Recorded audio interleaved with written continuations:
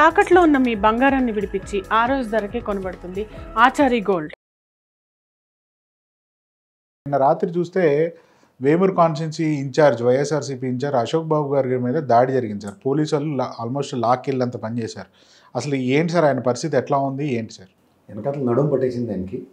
నిన్న చాలా డెలిబరేటివ్గా ఆయన 2 చేతులు 2 కాళ్ళు పట్టుకొని లాగి పడేశారు ఆయన్ని. ఈ ప్రజాస్వామ్యంలో ఏం జరుగుతుందో రోజు రోజుకి అసలు అర్థమే కావట్లేదు. ఓవరాల్గా అసలు ఆ గుర్రపు డెక్క కాలువల్లో ఉన్న దగ్గర ఆయన తీయమని అప్పటి నుంచో చెప్తున్నాడు. అది తీయకపోయేసరికి ఆయనే స్వచ్ఛందంగా దిగి ఆయన చాలా ప్రొయాక్టివ్గా పనిచేస్తాడు ఆ నియోజకవర్గంలో.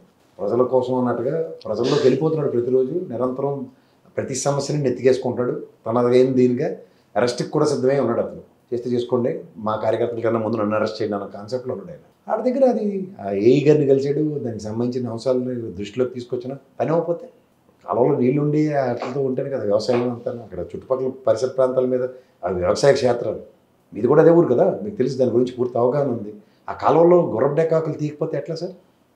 మా పెట్ట దొరుకుతున్నది నీళ్ళు చేయక ఆయన ఏదో పౌరమాయించుకుని ఆయన ఏదో పని చేస్తుంటే కూడా అంత బ్రూటల్గా బిహేవ్ చేయాల్సిన అవసరం ఉంది.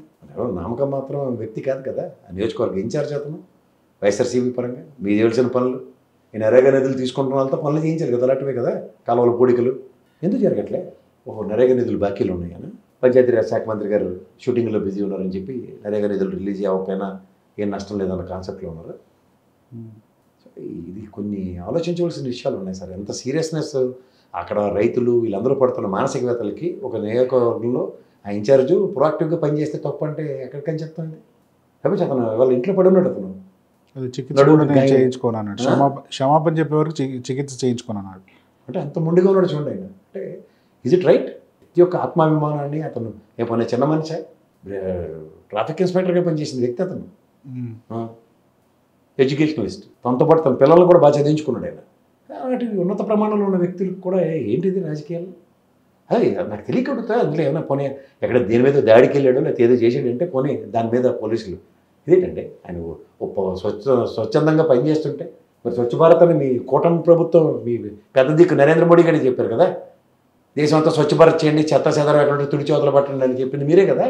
ఇవి కొన్ని పొలిటికల్ గంజంటాలతో వ్యక్తిగతంగా ఒక స్థాయి ఉన్న వ్యక్తి ఎదుగుతున్నాడని చెప్పి ఎవడో చెప్పిన మాటలకి ఈ పోలీస్ వ్యవస్థ ఈ విధంగా దురుసుగా ప్రవర్తించడం మాత్రం కొంత ఆక్షేపణీయమే ఉంటుంది. ఎన్నాళ్ళు ఈ పొలిటికల్ ప్రెషర్లో పనిచేస్తారు?